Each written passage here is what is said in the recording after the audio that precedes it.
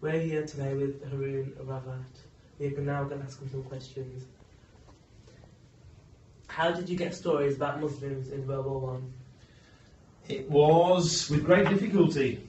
There are still some families living in Birmingham to this day who've had their grandparents fight in World War One. There are still families alive today whose folks also served in World War Two. It will help out our community, did it?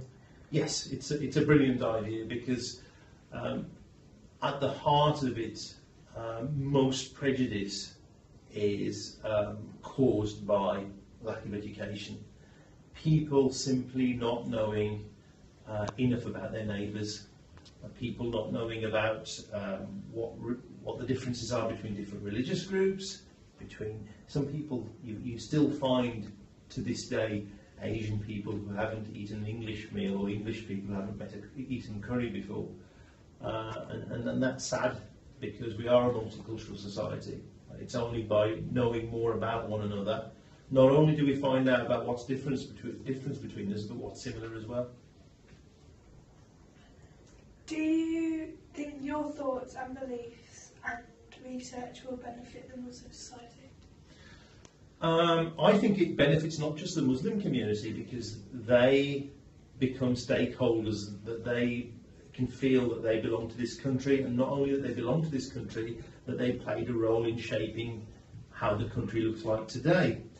But at the same time, people who aren't Muslim will get a recognition that Britain is the way it is, not just because of what predominantly white British Christian people did, but also what Muslims, what people from Eastern Europe, so for example, not a lot of people know that Polish fighter pilots, helped to defend Britain in World War II.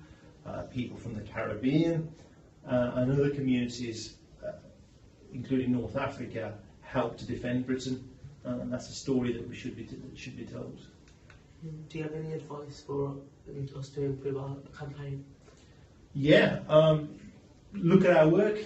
It is free.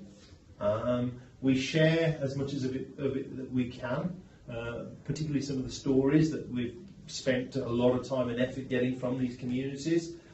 And I think, again, if you call Educate Against Hate, it's literally using education as a tool. And